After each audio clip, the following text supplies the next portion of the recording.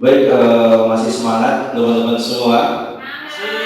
Semoga masih semangat habis makan siang. Puji Tuhan, puji syukur kita panjatkan kepada Allah sehingga kita bisa ditemukan di sini dalam keadaan sehat, dalam keadaan bahagia, dalam keadaan tenang dan kenyang. Perkenalkan, nama saya adalah Yulman Safitri. Saya CGB Angkatan 9 dari SMP Negeri 1 Secang. Baik, untuk materi, saya akan menyampaikan 6 materi, yaitu disiplin positif dan nilai-nilai kebajikan universal, kemudian teori motivasi, hukuman, penghargaan, dan restitusi, kemudian keyakinan kelas, 5 kebutuhan dasar, 5 posisi kontrol, dan segitiga restitusi. Inilah materi-materi yang dalam 60 menit ke depan akan saya sampaikan sebagai bentuk pengimbasan dari program guru penggerak modul 1.4. Materi pertama yaitu disiplin positif dan nilai-nilai kebajikan universal. Bapak Ibu, saya akan memulai dari lampu merah. Ketika berada di posisi lampu merah, Bapak Ibu akan berhenti atau terus jalan? Berhenti. Bu Rifa, kenapa Bu Rifa berhenti? Karena peraturannya harus berhenti. Baik, terima kasih jawabannya. Bu Nurul, kenapa harus berhenti?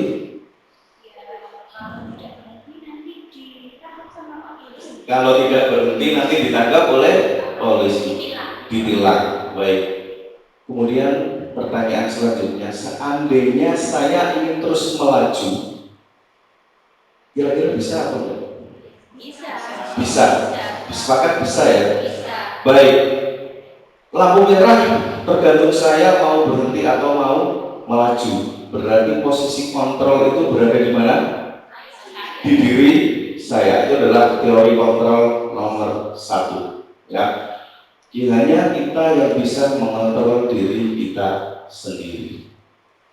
Kemudian ketika saya berhenti di lampu merah, terus di belakang saya nyuruh saya maju, ini mas, bebas, saya akan melaju atau tetap berhenti? Udah ini, ketika saya berhenti di lampu merah, di belakang saya itu menyuruh saya untuk maju, tetap berhenti. Pas Wahyu, lihat situasi dan kondisi. Berarti kemungkinannya hanya ada 2. Saya tetap berhenti atau saya tetap maju. Orang itu di belakang saya bisa menyuruh saya maju atau enggak? Bisa menyuruh saya berhenti atau enggak? Tidak, Bapak Ibu. Tidak bisa, karena yang menentukan saya maju atau tidak adalah diri saya sendiri. Orang itu hanya bisa menyuruh, tapi tidak bisa mengontrol saya. Paham maksud saya? Itu adalah teori kontrol nomor 2. Orang lain tidak bisa mengontrol di orang lain. Ya, ini adalah teori kontrol dari saya lupa namanya, William Glasser. Ya, semua perilaku memiliki tujuan. Yang pertama, yang kedua, hanya Anda yang bisa mengontrol diri Anda. Kemudian teori kontrol yang ketiga, Anda tidak bisa mengontrol orang lain. Perhatikan ini, karena ini yang akan menjadi dasar kenapa harus disiplin positif, kenapa harus disiplin diri, bukan hanya sekedar disiplin. Kenapa harus kesepakatan kelas, bukan peraturan kelas.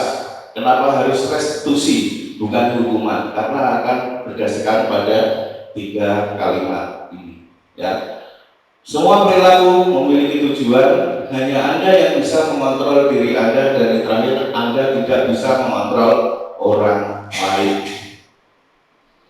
Kemudian masuk ke dalam materi selanjutnya, yaitu dari William Glasser.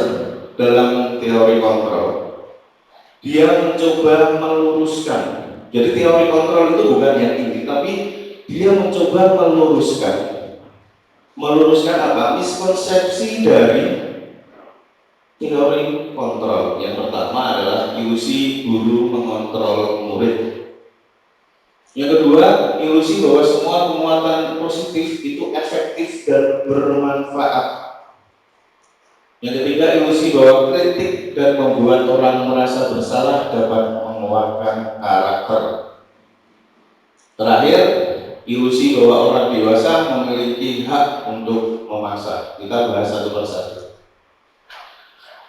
Ilusi guru mengontrol murid. Yang pertama adalah pada dasarnya kita tidak dapat memaksa murid untuk berbuat sesuatu jikalau murid tersebut tidak memilih untuk tidak melakukannya. Bapak Ibu pernah menangani kasus anak, kemudian anak tersebut kita beri nasihat, dia hanya mengangguk-mengangguk, iya Pak, ini dong, iya Pak, iya Pak. Tapi setelah itu dia melakukan kesalahan lagi. Pernah? Ya, ini menunjukkan bahwa kita tidak bisa mengontrol murid. Ketika dia mengangguk-mengangguk, iya Pak, itu sebenarnya dia sedang mengizinkan dirinya dikontrol oleh kita. Setelah lepas dari kita, apa yang terjadi? Melakukan kesalahan lagi. Jadi teori bahwa guru mengontrol murid itu adalah ilusi, ya, tidak akan pernah terjadi. Kemudian ilusi bahwa semua penguatan positif itu efektif dan bermanfaat. Contohnya penafsirannya seperti ini: penguatan positif atau bujukan adalah bentuk-bentuk kontrol.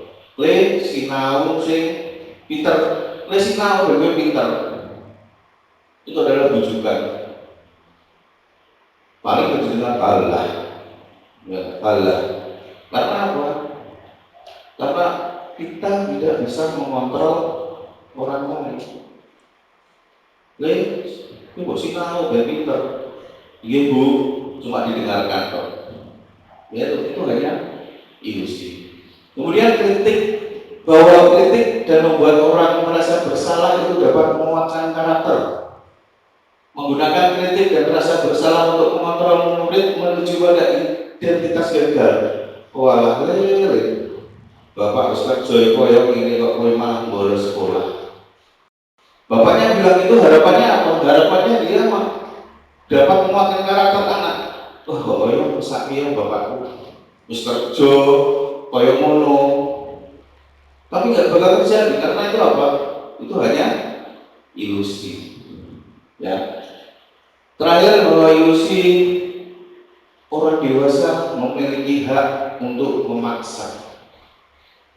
Bahwa orang dewasa merasa dia dewasa, kemudian dia memiliki hak untuk mengontrol anak. Itu juga salah satu dari ilusi. Ya. Jadi dokter Brosel tadi itu adalah meluruskan miskonsepsi yang selama ini terjadi pada dunia pendidikan. Kemudian Bapak Ibu yang saya hormati, kita masuk dalam disiplin. Apa yang ada di benak Bapak Ibu sekalian ketika mendengar kata disiplin? Berikan hukuman. Apa yang terlintas di pikiran Anda ketika mendengar kata disiplin? Pak Usli? Taat. Ya. Kebanyakan orang akan menghubungkan kata disiplin dengan kata tertib, teratur, patuh pada peraturan. Kata disiplin juga sering dihubungkan dengan hukuman. Ketika ada kata hukuman, berarti sesuatu harus terjadi. Ya, kata kuncinya itu. Ketika ada hukuman, berarti sesuatu harus terjadi. Padahal ini sungguh berbeda, karena belajar tentang disiplin positif tidak harus dengan memberi hukuman. Baik, saya tidak akan membahas tentang disiplin. Yang akan saya bahas adalah disiplin menurut Ki Hajar Dewantoro. Beliau mengatakan bahwa di mana ada kemerdekaan, disitulah harus ada disiplin yang kuat. Sungguh pun disiplin itu bersifat self-disiplin atau disiplin diri, yaitu kita sendiri yang mewajibkan kita dengan sekeras-kerasnya. Saya ulangi, kita sendiri yang mewajibkan kita dengan sekeras-kerasnya.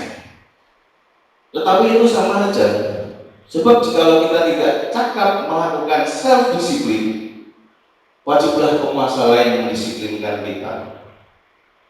Dan peraturan demikian itu harus ada di dalam suasana yang merdeka. Bapak Ibu bisa memahami kalimat ini? Ya, bahwa disiplin yang dianut atau yang diinginkan oleh Ki Hajar Dewantara itu adalah self-disiplin. Self-disiplin itu apa? Self-disiplin itulah disiplin yang terbangun dari dalam diri kita sendiri sekuat-kuatnya. Tetapi itu tidak akan terjadi atau itu akan musnah jika kita tidak cakap melakukan self-disiplin. Karena apa? Karena orang lain akan mendisiplinkan diri kita. Ya, ingat teori kontrol bahwa kita tidak bisa mengontrol orang lain. Hanya diri kita yang bisa mengontrol diri kita sendiri. Makanya Ki Hajar Dewantara fokus pada self-disiplin, disiplin yang berasal dari diri kita sendiri. Peraturan mengatakan jam 7 masuk sekolah, masuk kelas. Murid bisa nggak datang jam 9?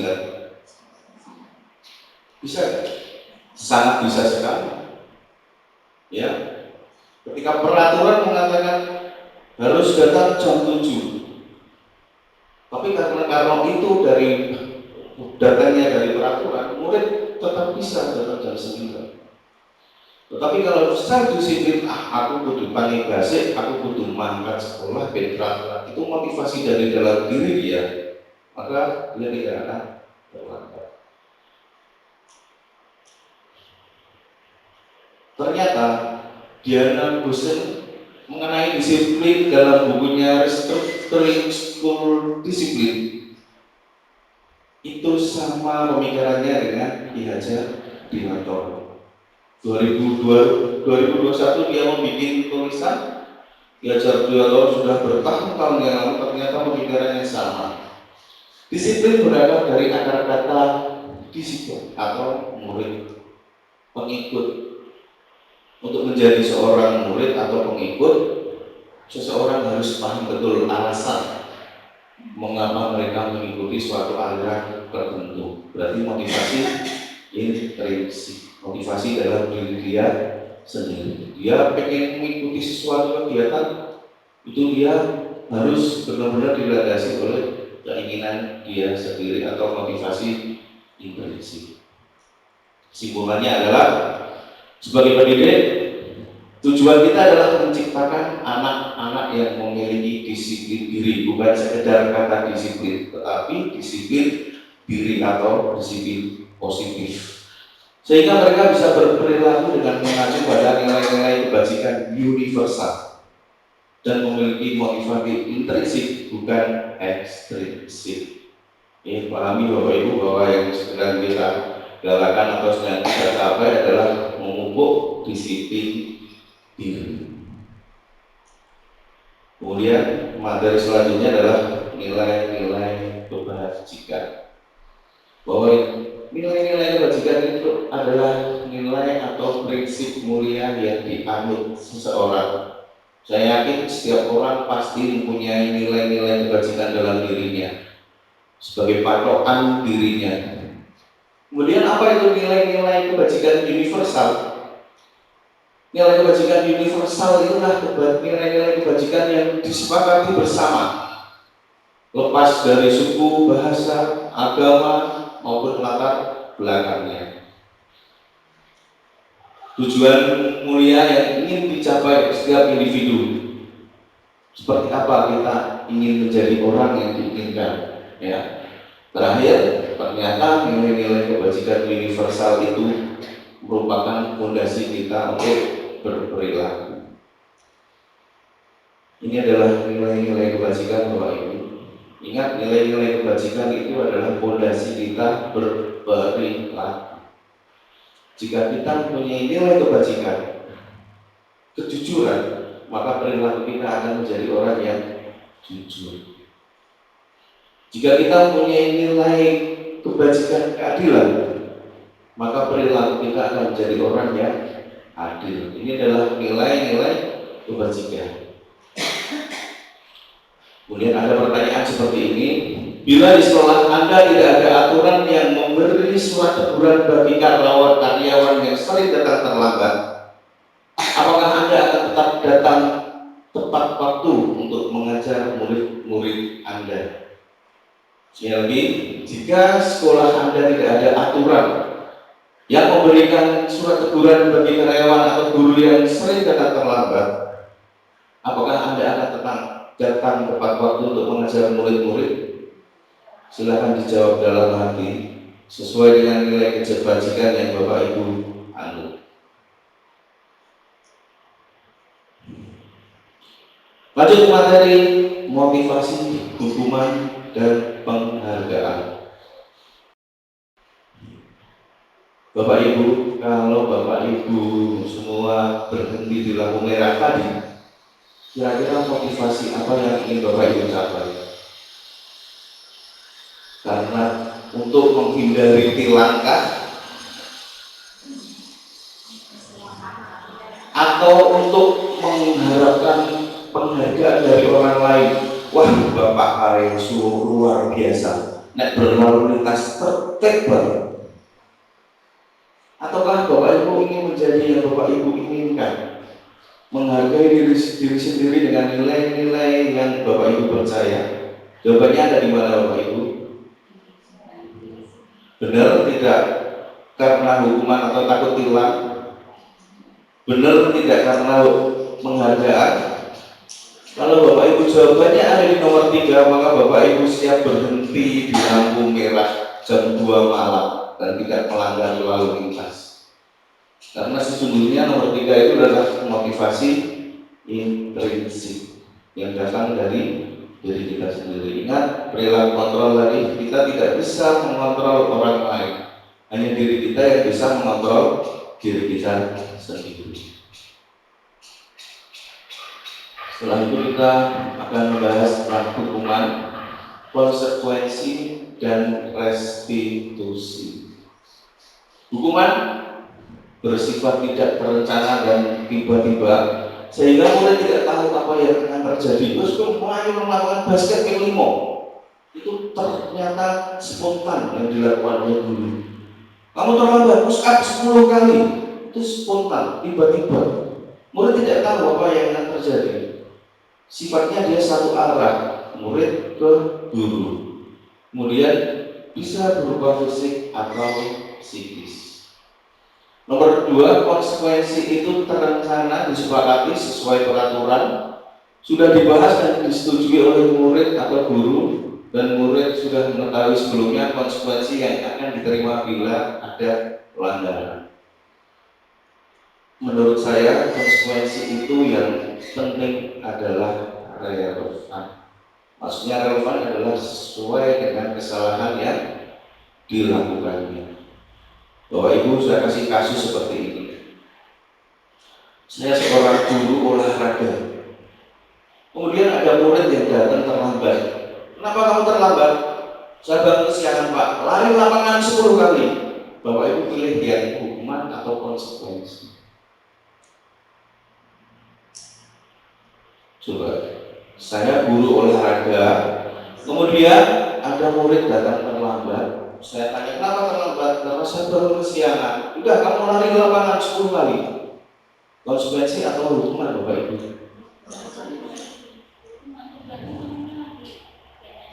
Hukuman karena tergantung kegiatannya temannya. Ya. Di dalam lagi ini konteksnya di lapangan. Sedang olahraga, ya sedang olahraga. Konsekuensi atau hukuman? Ya, kalau saya anggap itu sebagai konsekuensi, karena saya sebagai guru olahraga. Ketika saya guru seni budaya, ada murid yang terlambat. Apa yang terlambat? Karena saya baru kesiangan. Main lapangan yang 5, hukuman atau konsekuensi? Hukuman.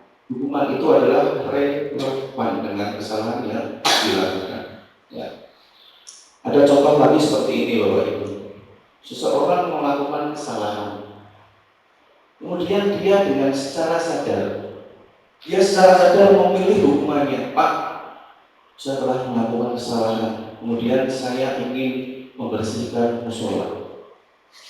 Hukuman atau konsekuensi, Bapak Ibu, karena dia sendiri yang menginginkannya. Pak itu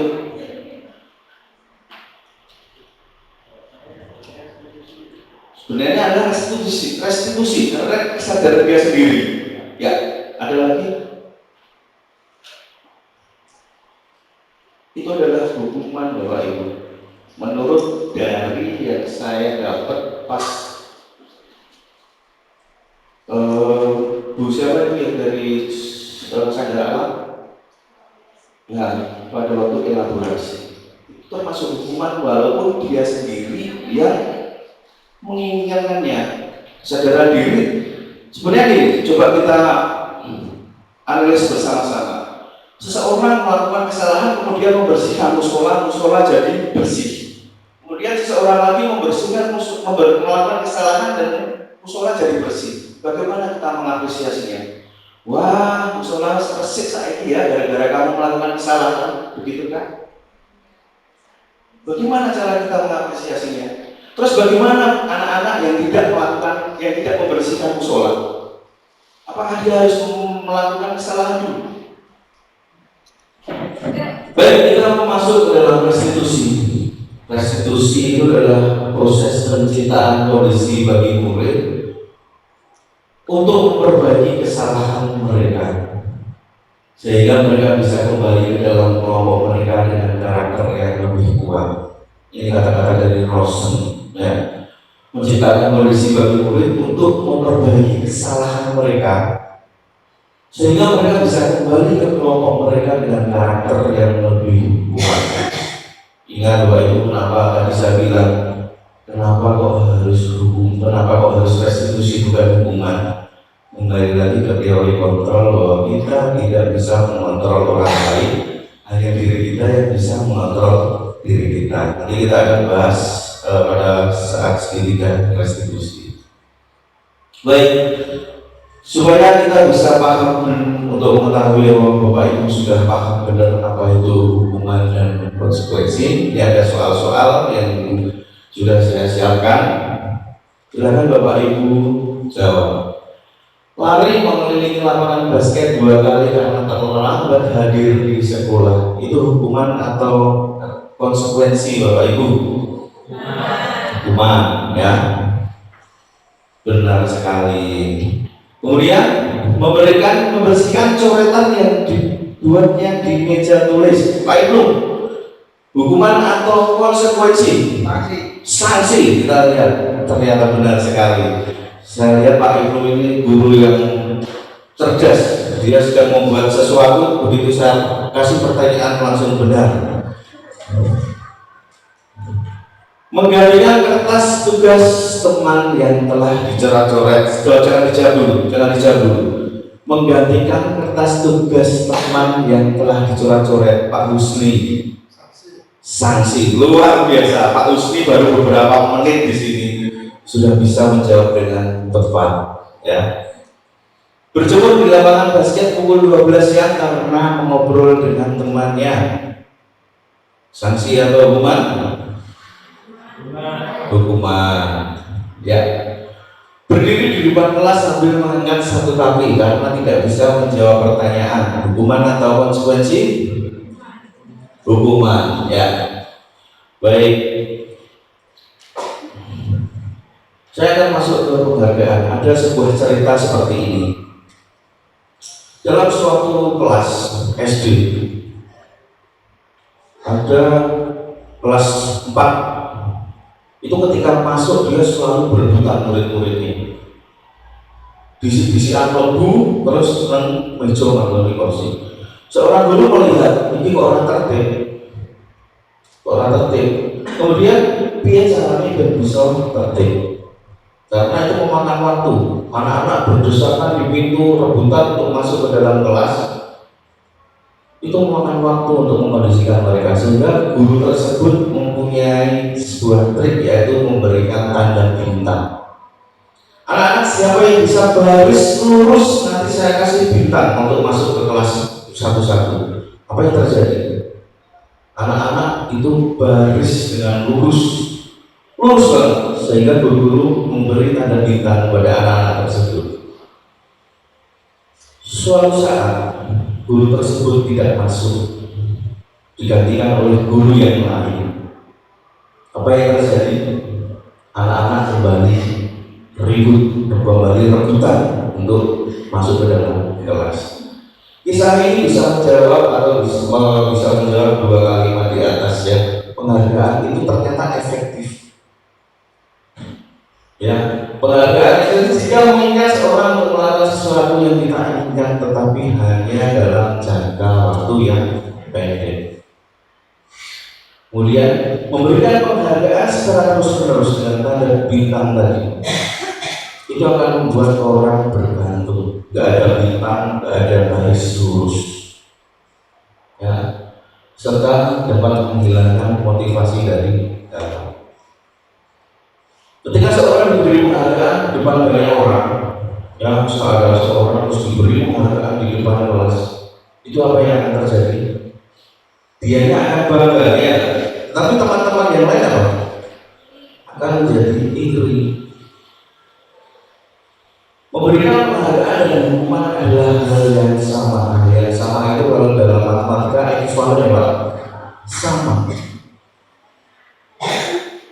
Sama-sama membunuh. Bedanya apa? Kalau hukuman itu pahit dan mematikan, kalau penghargaan itu manis tetapi juga mematikan, karena ekuivalen, sama. Ya. Jadi hukuman dan penghargaan itu sama-sama tidak baik. Karena keduanya mencoba untuk mengendalikan perilaku seseorang. Baik, Bapak Ibu yang terhormat, saya akan mencoba untuk memaparkan tentang keyakinan kelas.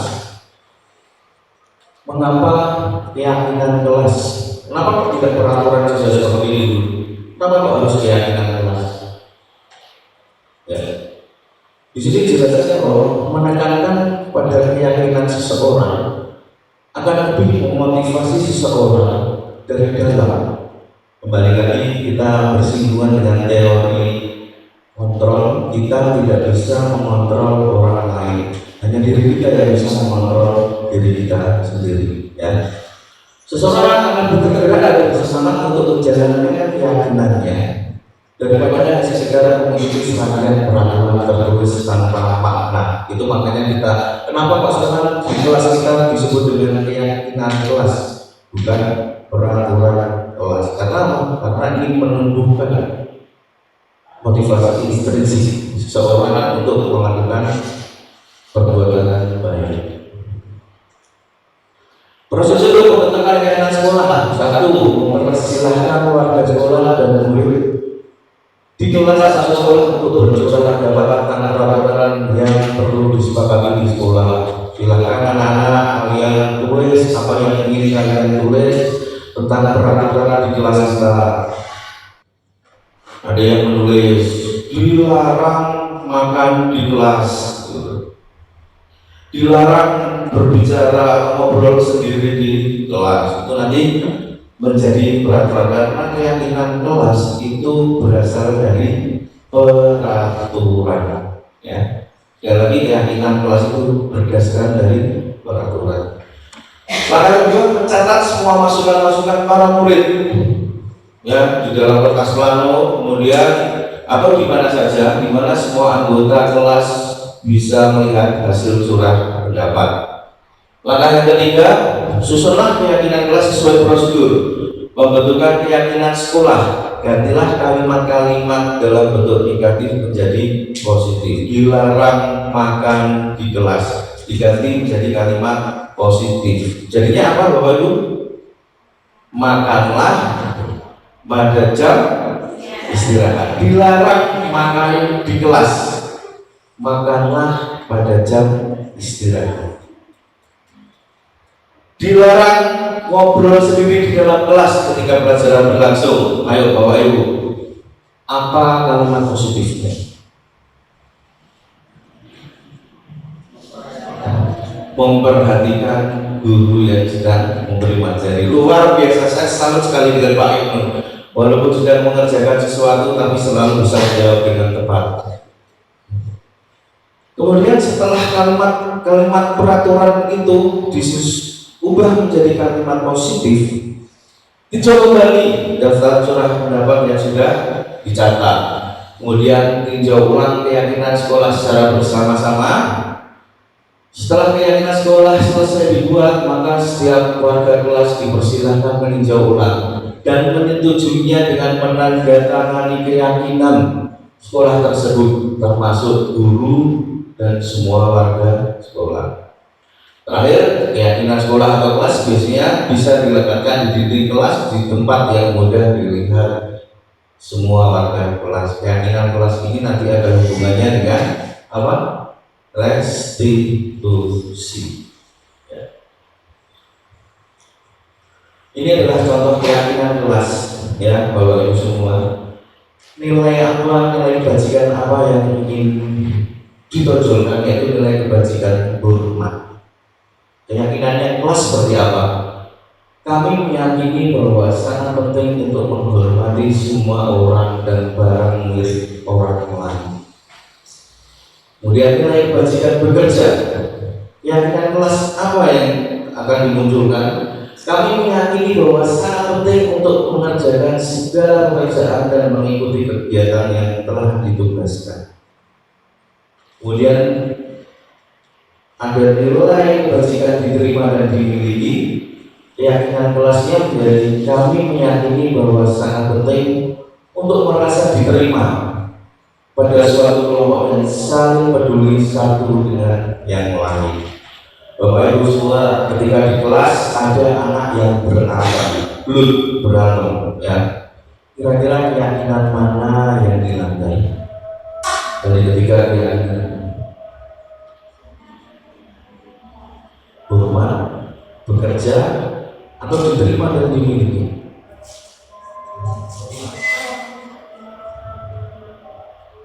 Ya, nilai hormat, karena saling menghormati orang lain. Lagi-lagi Pak Ibnu sambil menjawab penting sambil hormat, luar biasa sekali.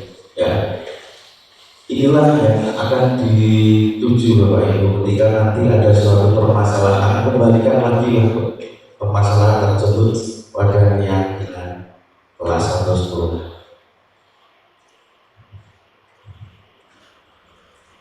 Lima kebutuhan dasar manusia.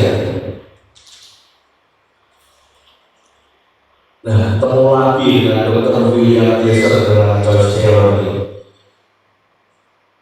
Kira-kira teori kontrol apa yang akan dipaparkan dalam lima kebutuhan ini, Bapak Ibu?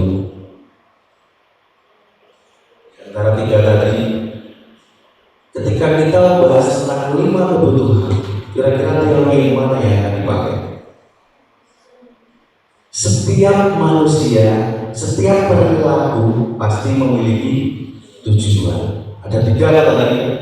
Kita masuk ke dalam lima kebutuhan dasar manusia. Ternyata merujuk pada teori William James dalam Choice Theory, setiap perilaku pasti memiliki tujuan.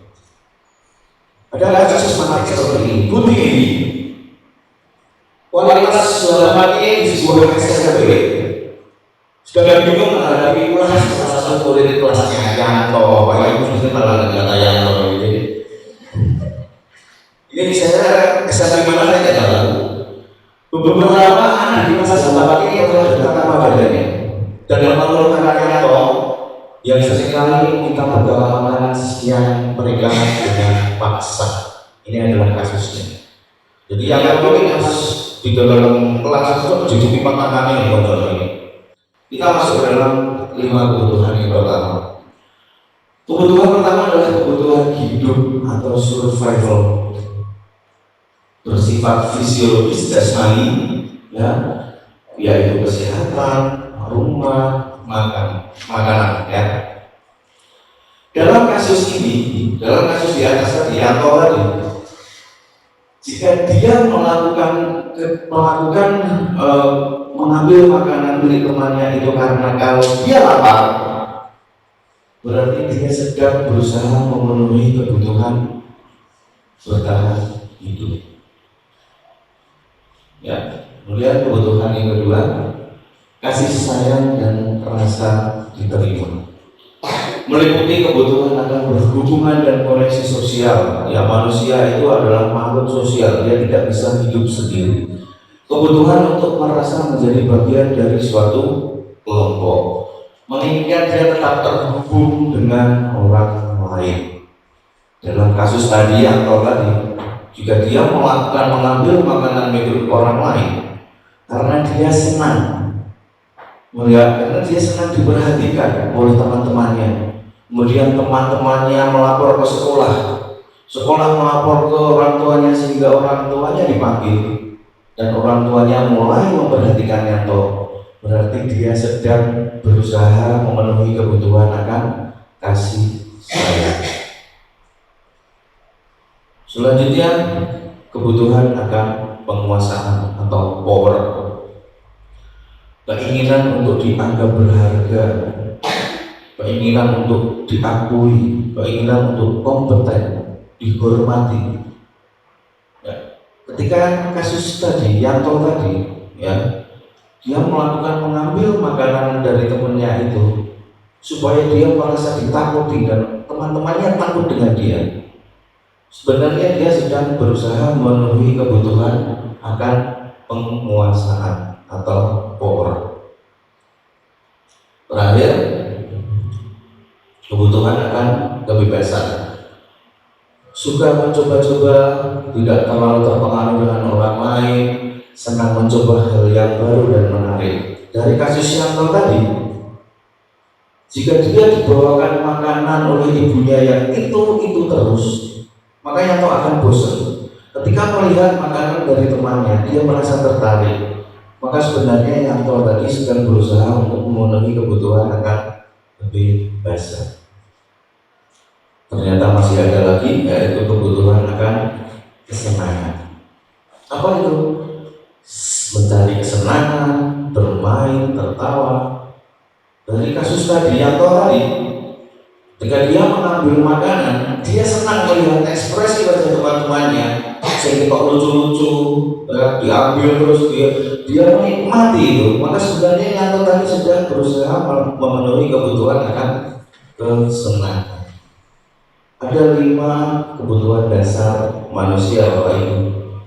5. Jika salah satunya tidak bisa kita penuhi secara positif, maka perilaku manusia akan refleks memenuhinya secara negatif. Jika 5 tadi tidak bisa terpenuhi secara positif, maka akan memenuhinya secara negatif dengan perilaku yang menyimpang. Bapak Ibu, kita masuk ke dalam posisi 5 kontrol, ya. Di sini ada penghubung, ada membuat rasa bersalah, ada teman, pemantau dan manajer. Baik, kita akan bahas satu-satu seperti apa penghubung, seperti apa membuat rasa bersalah dan seterusnya. Penghubung itu seringkali mengucapkan kalimat seperti ini: patuhi aturan saya, atau awas, kamu selalu salah, selalu, pasti selalu terakhir selesai. Itu adalah penghubung. Untuk lebih jelasnya, Bapak Ibu, saya akan membawakan sebuah video tentang seorang yang berposisi sebagai penghubung.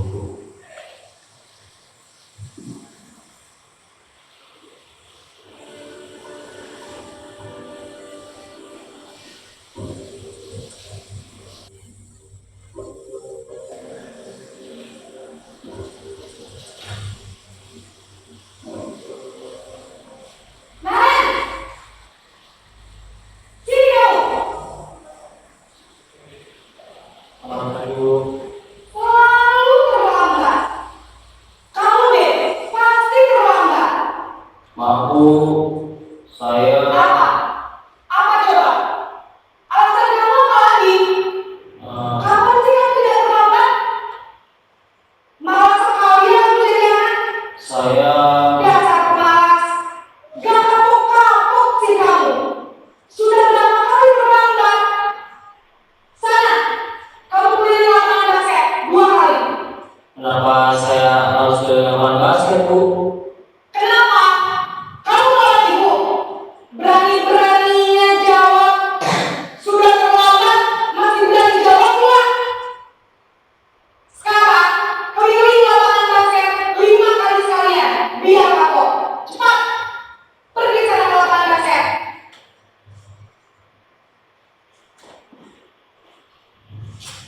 Baik, pada posisi ini guru sebagai penghukum, dampaknya anak menjadi pendendam. Dia menjadi tidak suka dengan gurunya. Ya. Kemudian posisi kontrol selanjutnya yaitu membuat rasa bersalah. Kata-kata yang sering diucapkan adalah, ibu kecewa sekali dengan kamu nak. Berapa kali bapak harus memberitahu kamu ya?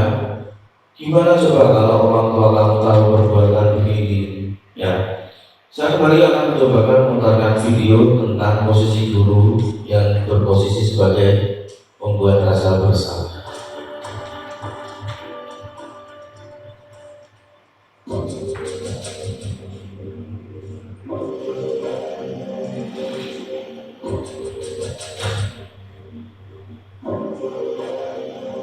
Naren,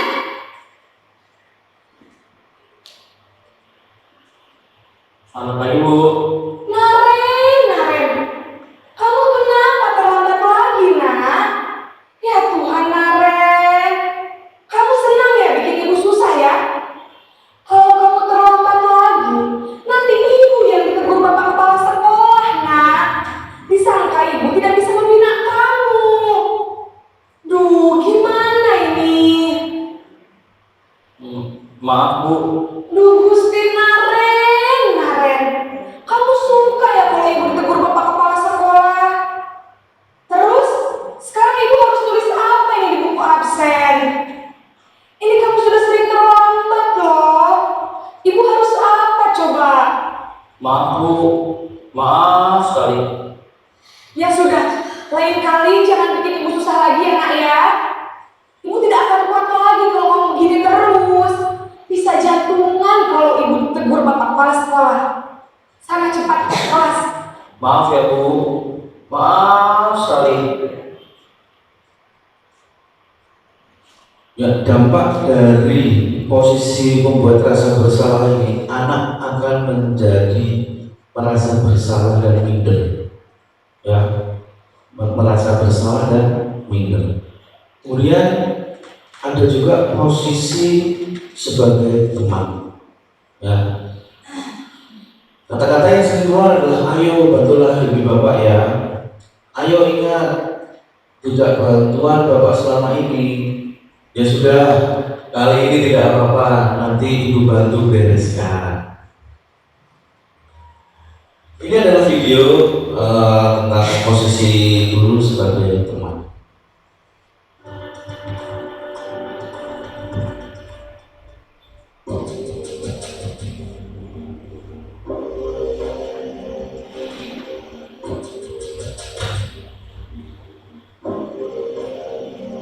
Naren,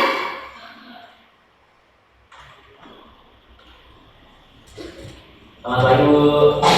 wah, sudah jam berapa ini nak? Terlambat lagi ya sayang. Iya Bu, habis ibu saya lupa bangunkan saya Bu. Kamu malah menyalahkan ibu kamu. Kamu bukan anak yang larinya paling kencang. Kok terlambat sih? Iya Bu, saya memang terlambat bangun tadi. Jadi biarpun saya lari kencang, tetap gak kencang Bu.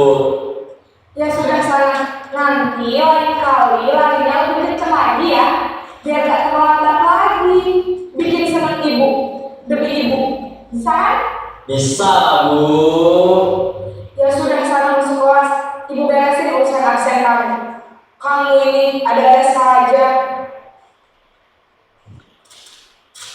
Baik dampak dari posisi guru sebagai teman, itu murid akan bergantung kepada guru tersebut. Dan lebih banyaknya dia tidak akan mau disuruh jika bukan guru tersebut yang menyuruhnya, karena menganggap bahwa guru tersebut sebagai teman. Ya.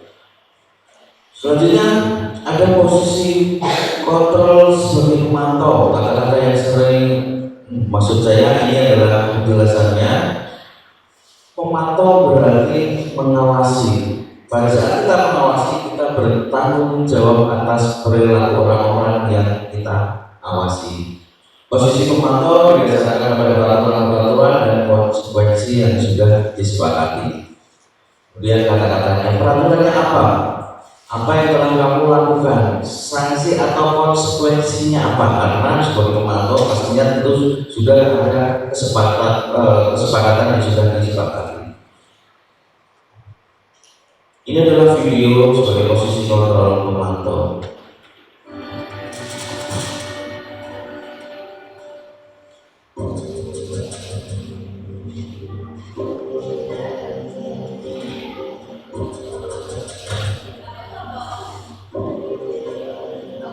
Naren,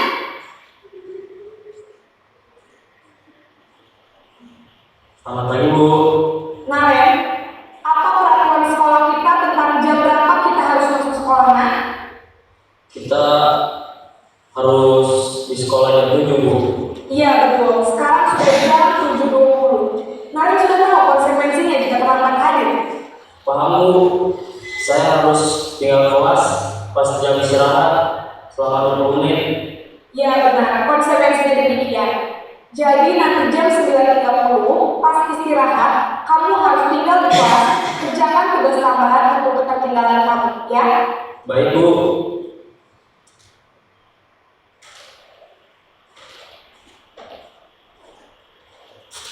Baik, posisi sebagai pemantau ini punya dampak anak akan patuh tetapi hanya dalam waktu tertentu.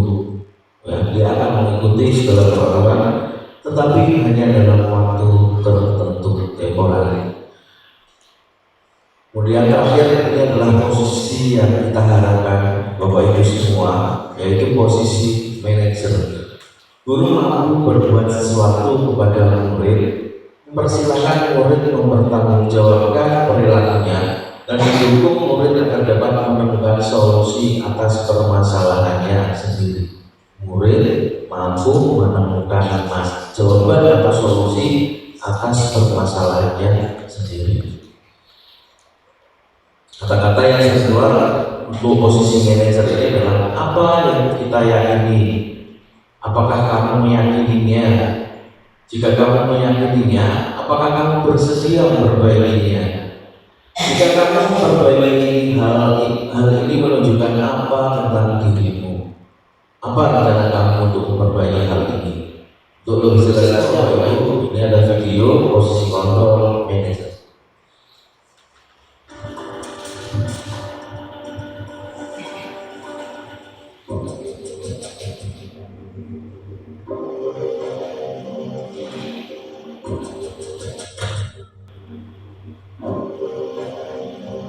Naren,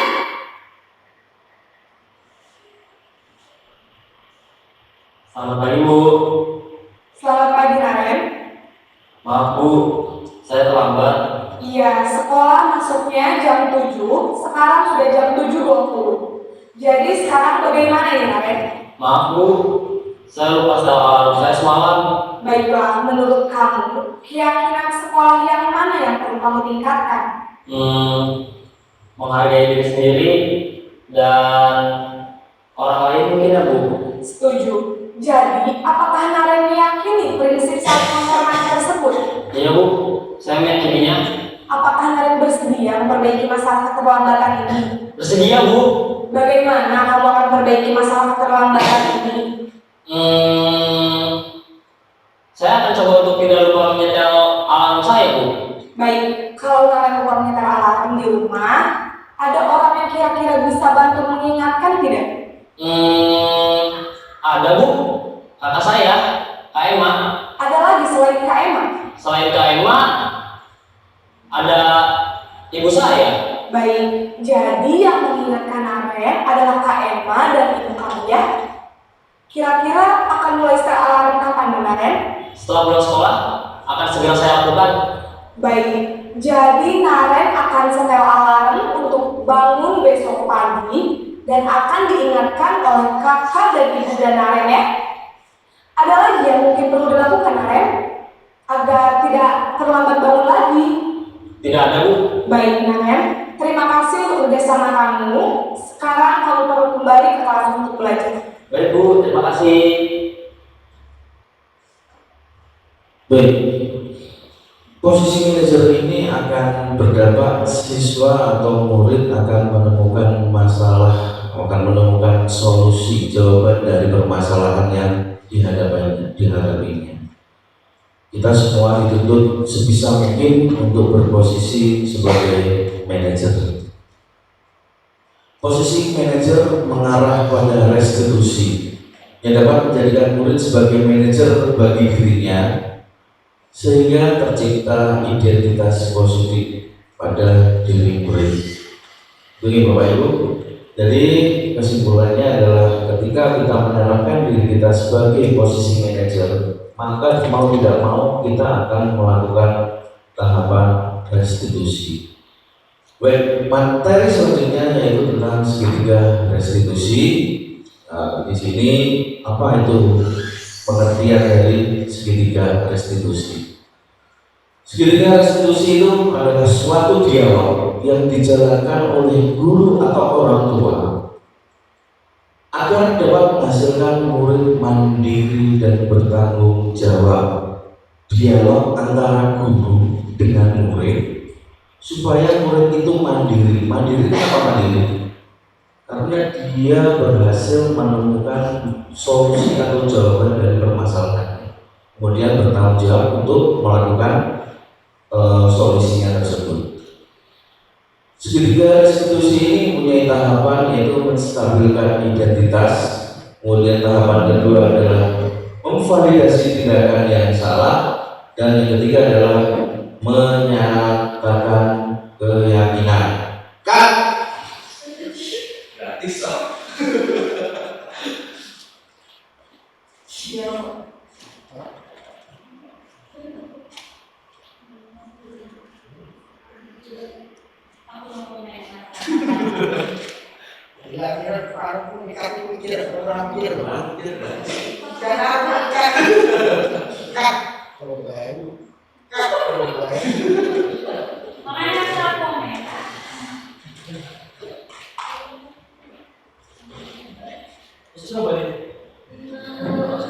Maaf tapi dikurangi sih mau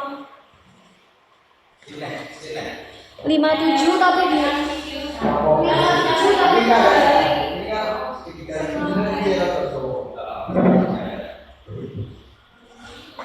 Baik, segitiga restitusi yaitu yang pertama adalah menstabilkan identitas. Tahapan kedua adalah validasi tindakan yang salah. Tahapan terakhir adalah menanyakan keyakinan. Baik, tahapan pertama menstabilkan identitas. Pada saat posisi orang melakukan kesalahan, maka dia tidak akan bisa berpikir rasional. Ya. Maka pada tahapan ini perlu distabilkan identitasnya. Berdasarkan prinsip membuat kesalahan adalah bagian dari proses pembelajaran. Ingat bahwa hakikat dari segitiga restitusi itu adalah melakukan kesalahan, kemudian belajar lagi, melakukan kesalahan dan belajar lagi. Ya, restitusi itu adalah bukan mencari siapa yang salah, tapi belajar dari kesalahan. Kemudian yang pertama, geser identitas murid dari identitas gagal ke identitas sukses. Kata-kata yang biasa disampaikan pada tahapan ini adalah berbuat salah itu tidak apa-apa. Nah, tidak ada manusia yang tidak sempurna. Saya juga pernah melakukan kesalahan seperti itu. Jadi benar-benar menstabilkan identitas anak. Bapak Ibu tidak tertarik mencari siapa yang salah, tapi Bapak Ibu ingin mencari solusi dari permasalahan ini. Kamu berhak merasa seperti itu. Seolah-olah anak itu merasa dibantu, merasa disupport, bukan dihakimi. Yang kedua, validasi tindakan yang salah. Setiap tindakan yang dilakukan pasti memiliki tujuan. Lagi-lagi kita merujuk pada teori kontrol yang berupaya untuk memenuhi suatu kebutuhan tertentu. Guru akan bergeser dari pemikiran stimulus respon menjadi proaktif, kemudian mengenali dan mengakui kebutuhan murid ini dapat memperbaiki hubungan dengan murid. Dalam tahapan ini, guru berusaha untuk mencari kebutuhan apa yang dia inginkan, karena setiap perilaku pasti mempunyai tujuan. Pada tahapan ini kita bisa menggunakan kalimat seperti padahal kamu bisa melakukan yang lebih buruk dari ini ya. Kamu pasti punya alasan mengapa melakukan ini.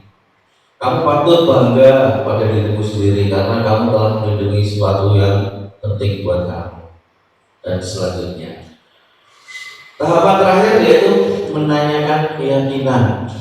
Ingat kenapa tadi kita bahas keyakinan bukan peraturan, ada hubungannya dengan cara kita menyelesaikan masalah dengan restitusi. Murid akan diberi pertanyaan-pertanyaan bermakna untuk memunculkan motivasi intrinsik, mampu mengaitkan keyakinannya dengan tindakan yang salah.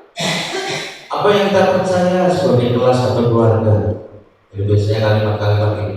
Apa nilai-nilai umum yang telah kita sepakati? Apa bayangan kita tentang kelas yang ideal, atau kamu mau menjadi orang yang seperti apa?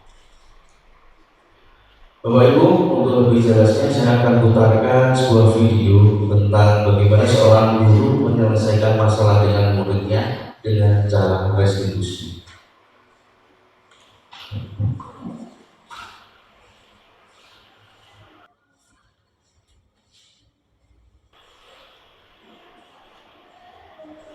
Yang sana. Ya Pak. Sudah lama nggak ketemu saya? Kenapa hadir dari sini? Kesel Pak, kesel banget. Masa aku dikatain pemimpinan Pak? Ya aku marah lah. Aku balik ke TK di depan kelas. Kesel banget. Oh begitu. Ya pasti kamu marah dan kesal. Bapak juga akan marah apabila ada yang menuduh Bapak seperti itu. Kemudian pada saat itu kamu mau melakukan apa? Ya saya mulai TK Pak. Kesel banget. Saya bentak-bentak dia di depan teman-teman lain. Oh begitu. Pasti kamu melakukan seperti itu karena satu alasan tertentu kan? Iya, saya ya Pak. Ya saya udah bilang. Masa saya dihantar? Ya wajar. Mempertahankan harga diri itu siapa yang seperti itu? Untuk kemudian tidak memiliki gagal lagi. Dihimbau kepada para siswa yang membawa jajanan untuk membuang sampah dengan tempat yang telah disediakan. Terima kasih. Saya pasti bela diri lah. Ya pasti ya. Tapi kamu memilih untuk tetap bertahan dan bersabar. Kamu memilih untuk tidak berbuat lebih parah lagi kan? Iya. Nah, sekarang coba kita lihat lagi tindakan kamu yang mentak-mentak Eka di kelas. Tindakan kamu itu kira-kira sesuai dengan keyakinan kelas atau prinsip kamu tidak? Enggak lah Pak. Capek Pak jadi marah. Jadi keyakinan atau prinsip mana yang perlu sesuai dengan keinginan kamu? Ya, saya sebenarnya sangat menghargai orang lain. Mungkin saat itu saya menjadi emosi. Jadi tidak menyimpan sikap itu. Kamu meyakini tidak menghargai orang lain itu penting buat kamu? Yakin lah Pak. Iya, setuju. Kita harus saling menghargai. Namun ada juga keyakinan yang kita sepakati yang perlu kita jalankan apabila kita sedang marah, kan? Ya, saya bisa lebih proaktif, mulai dengan diri sendiri. Saya bisa jadi lebih sabar, mengambil waktu jeda untuk berpikir mau apa selanjutnya. Kira-kira kamu bersedia memperbaiki masalah ini tidak? Sedia Pak. Kalau kamu memperbaiki masalah ini, kamu akan menjadi orang seperti apa? Saya akan menjadi orang yang bertanggung jawab kali ya Pak. Dan senantiasa proaktif. Iya, menurut kamu bagaimana rasanya menjadi orang seperti itu? Dan nyaman lah, bangga bisa bersabar dan menahan diri. Baiklah kalau begitu. Yuk kita pikirkan bagaimana memperbaiki masalah ini.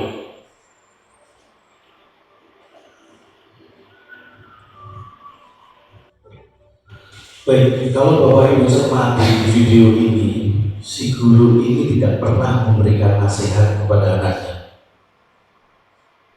Guru tersebut hanya menjadi fasilitator. Dia memfasilitasi anak, menjembatani anak, sehingga anak menemukan jawabannya sendiri dari masalah yang dihadapi. Ya, restitusi ini kembali saya membaca dari modul 1.2 bahwa restitusi ini dulu adalah tawaran, bukan paksaan. Ketika restitusi ini dipaksakan, maka hasilnya akan menjadi konsekuensi.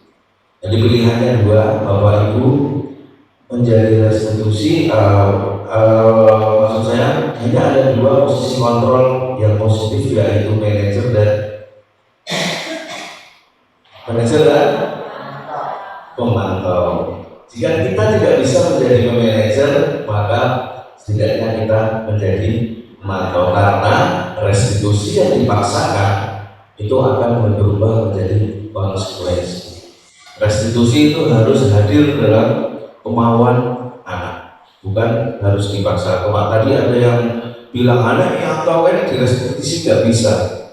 Restitusi itu bukan paksaan tapi tawaran. Baik, terasa materi yang sudah saya paparkan sudah habis, dan saya kiranya jika ada kesalahan kata dari saya mohon dimaafkan. Kurang lebihnya mohon maaf dan assalamualaikum warahmatullahi wabarakatuh.